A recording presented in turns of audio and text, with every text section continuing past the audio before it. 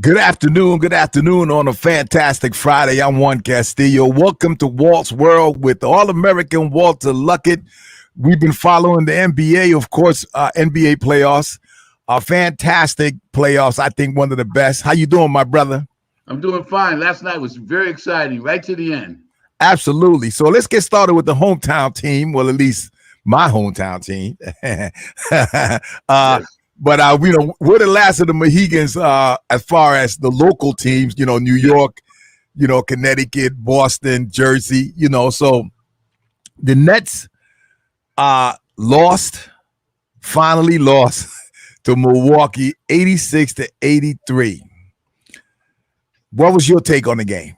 Well, first of all, I can honestly say Steve Nash got outcoached.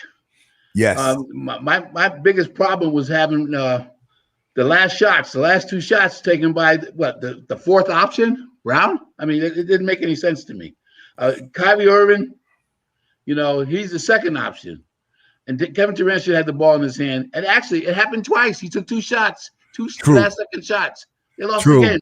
So, no. And after Kevin Durant made, two threes back-to-back to tie the game, I think that was the coach's decision who should take the last shot. And I mean, but if you think about it, right? I mean, we're talking about what was really amazing to me was how the game started, right? And I kept saying to myself, the conversation that you have had about the 3-point shots. And I was like, okay, wow, they're gonna lose this. They might lose this game, right? Yeah. Second quarter, it was a complete opposite. I know. And then they go into a halftime pretty much tied, right? Chris Middleton came out. He came out yesterday. Yeah, but he's so inconsistent. It drives me crazy because he looked like a superstar yesterday, and he actually had about 20 rebounds. Yes. So he played a complete game. But where's he going to be tomorrow? I mean, you don't know where he's going to be tomorrow. I mean, at least that the Greek Freak, he kind of maintained his stability there. Even though I thought he got through the lane too easily for me. Again, going back to the defense. That's why I don't understand why Jordan's not out there from a defensive perspective. Yeah, there's no question about that. Now, let me say this. I think that one of the problems that the Milwaukee has is that Drew Holiday, you paid him all that money to come to play point guard, and he's not playing point guard because Giannis, the Greek Freak, is bringing the ball up court. Exactly, and that's also when Drew gets it, he thinks shot first.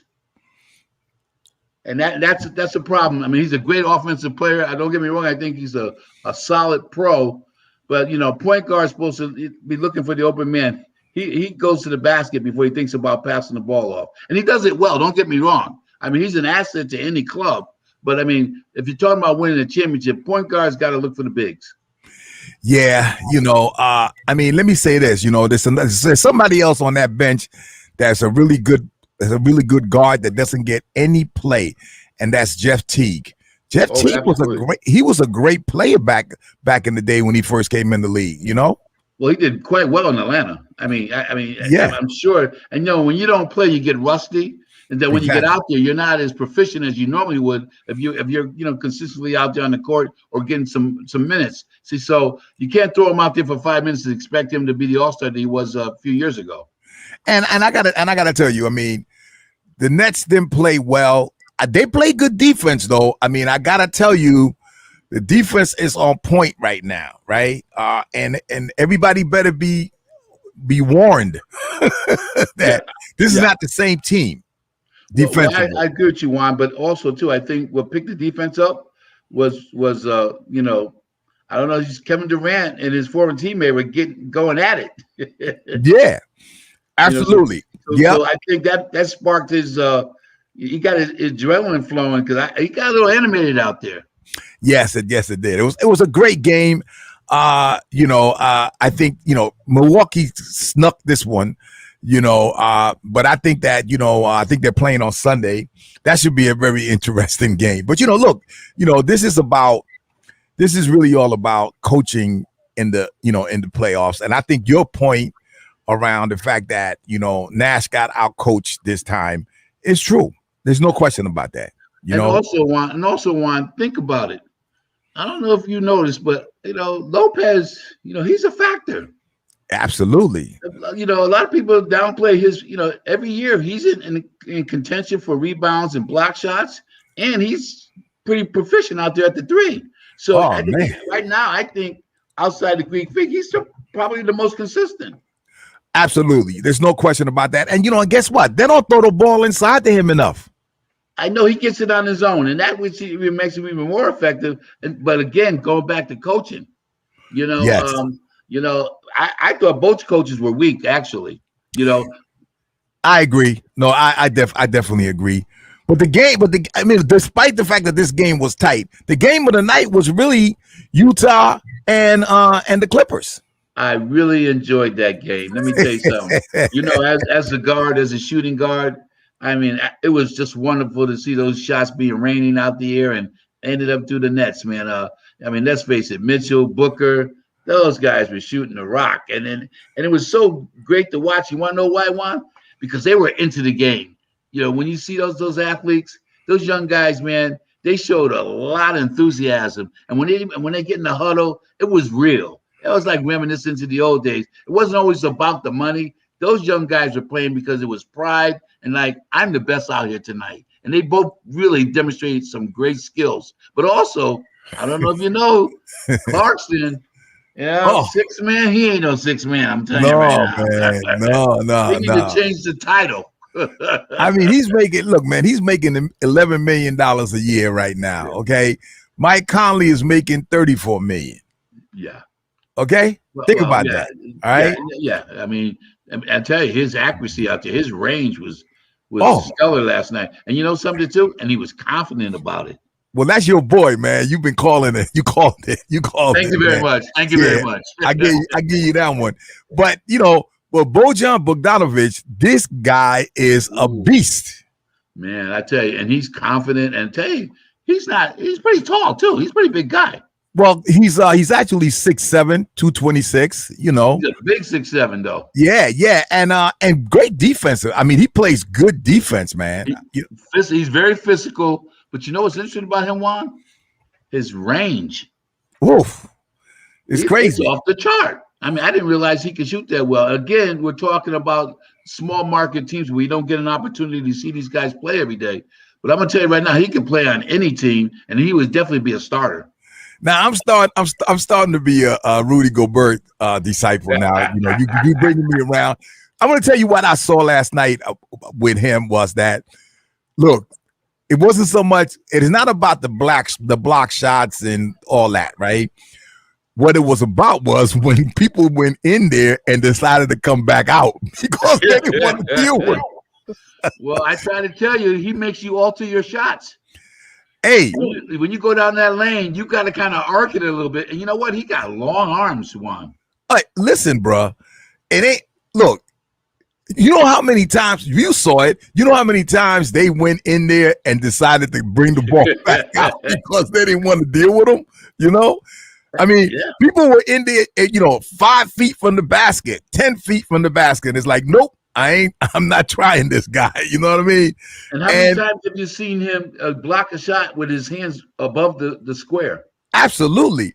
And I listen, man, this guy's got some growth, man, because if somebody works on his offense, yes, and definitely his foul shots, right? Yeah, absolutely.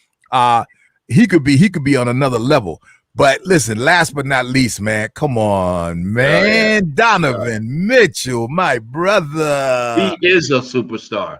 Oh, and you know what, Juan? He's only 24 years old.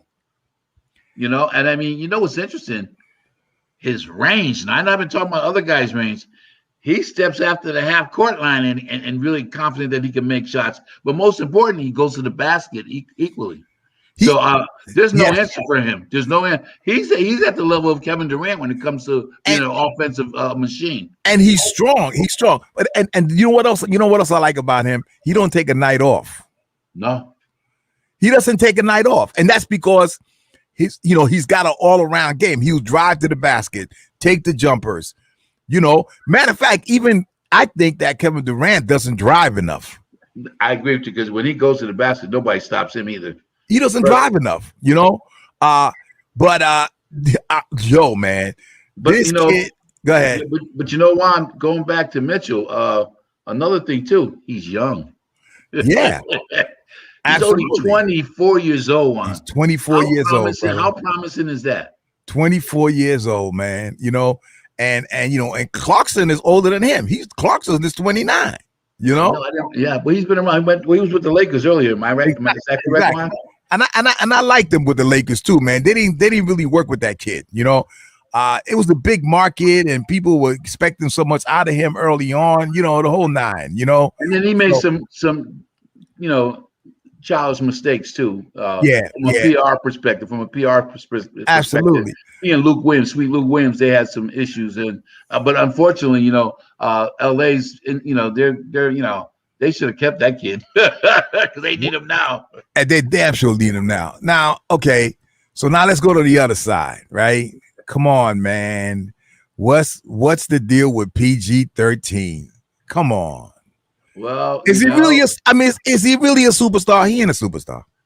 no, he's not a superstar. When you say PG-13, it seems like to me that they need to change his status, because PG's not working. Maybe general admissions or something, because You crazy, man. he's not happening. And the thing is, he has great range when he's on. But you know what? I'd rather see you shoot 50%, every night than shoot 60 one night and 25 the next night. I want consistency from jump shooters. And I think that he relies too much on the 3-pointer. I mean, he's a good 10-footer shooter. He's good. And when he does that, he's consistent. But when he starts throwing them 3-pointers, man, all of them for that matter, it's just a 3-point barrage in the NBA right now, man. It's exciting, but it's crazy. But you know what? And he's 6'10".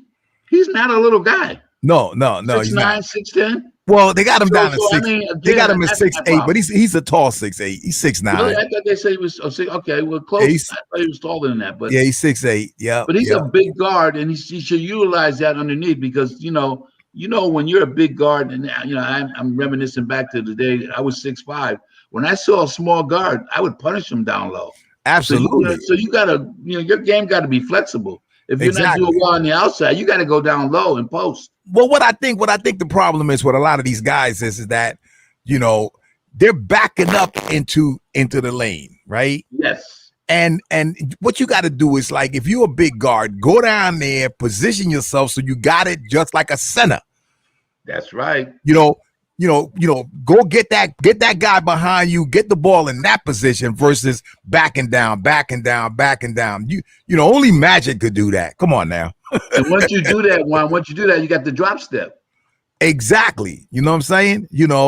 Now the kid Reggie Jackson did his thing yesterday, didn't he? Oh my goodness. I always thought that. I'm so glad that he replaced Beverly, because Beverly drives me nuts. I think he's got a lot of energy. But I don't like a guy that goes out there to try to hurt players. I mean, I'm not with that. I mean, it's if you can't beat a guy, one-on-one with talent, then you need to sit on the bench. He's just wild. He's just wild for me. And I think they're realizing that now too, because you can't have a guy like him go out there and hurt a superstar. He's not good for the game. That's just my opinion. That's my opinion. No, I know. I agree. I mean, I like his defense because I love defense. I love his defense, right? Because he's up on you, right? But they're in trouble. Oh, big trouble. Again, Juan, what are they lacking? A big man. Lacking the bigs. Zubac keeps. Listen, man, he's 7 feet, but he don't play like he's 7 feet. And he's slow. I mean, he's got to work on his body, man. I mean, you got to get big, man, to play down there like that, man. He's only 24. I mean, I think that he has a future, but they got to work with this guy, Hey, what's happening with Rajon Rondo? He didn't play at all, right? Is he hurt?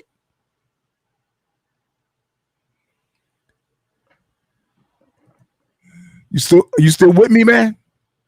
Yeah, I'm with you. Okay, good. Yeah. So anyway, so as we Yeah, I think you continue, faded out. Yeah.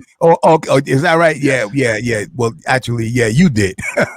You're sort of on No. standstill right now. I was on. Now you're on You standstill were right okay. now. Yeah. But anyway, let's Well, continue. you were a few minutes ago. Okay, sure. All right. So okay, so we took yesterday we had the top we both picked the top 5 centers in the NBA right now, right? So I challenge you today to the top 5 centers of all time, right? Yesterday I went first. So I'm gonna let you go first and see, and then I'll give you mine. Go. Well, first, I would have to say the guy who has the most championships. It has to be Bill Russell. I mean, you can't take that title away from him. But following him, I have to give it to Kareem. Kareem had 5 championships, 4 to 5 championships. And then I would go with Chamberlain, even though he had one, but he was just a monster to deal with. So that's my third. I love Hakeem Olajuwon. He's fourth. And fifth, it's between Patrick Ewing or Shaq. Even though I Pick. thought Patrick gave 100% every day, I got to go with Shaq anyway because he was a dominant force, and he has more championships than Patrick, which Patrick had none at all. All right. I respect those 5, but I think you're wrong. Number 1, I'm picking Chamberlain. Now I'm looking at my players not with championships. I'm looking at who is the best player. Chamberlain averaged 50 points a game, 100 points in one game. Led the league in assists one year, right? Was a great foul shooter. He did that whole underhand thing that other players went on, like Rick Barry and other guys went on to do that, right? Great defensive player, right? Unstoppable. No one could stop this guy. You talking about Shaq? Please. Will Chamberlain will kill all these dudes today. Forget about it. Okay, number 2, I got to give it to Bill Russell. Not for his championships, but because like I said, I'm talking about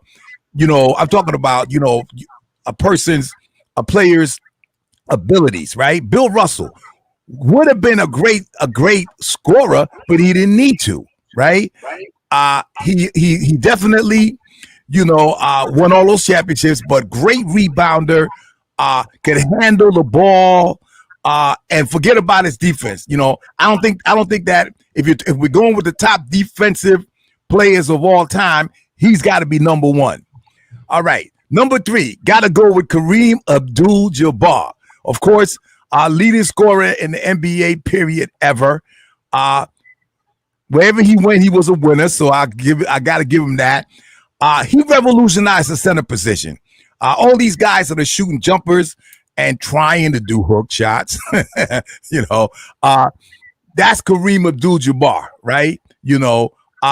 And then number 4, I got to go with Hakeem, all right? Hakeem was consistency, right? Never took a day off. And I don't think that anybody in the game, including all these people that I just mentioned earlier, have the kinds of drop steps and the moves this guy had, right? I mean, if you got a young guy and you want to teach him how to play the center position in terms of, using his drop steps and turning without the bounce, fakes, all that, let him watch an Hakeem Olajuwon tape. Last but not least, I love Shaq, and he was an immovable force. However, I'm a New York Knick, so I got to go with Patrick Ewing. Patrick, I mean, listen, the thing about Patrick is this. Patrick was all around player, right? All around. Shaq, you take him inside, that's it. But Patrick could take the jumper from the corner, defensively, offensively, the whole 9. So that's my top 5 there, my brother. Well, you seem to be sticking with it, but I'm going to say this: Chamberlain only won 1 championship. True. Okay. Also, I know. Everybody he played was 6'2". Oh, back in the day. Come on. Hey, come on now. He had some explaining to do. He was the tallest guy on the team in basketball, also with his volleyball tour. I mean, it was just everybody was like. Yeah, I lost you there for a second. You still with me?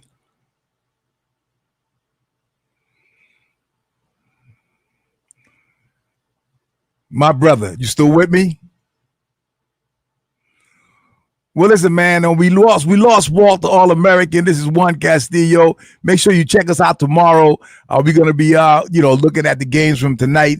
Yeah, man. NBA talk with my man Walter Luckett, the All-American.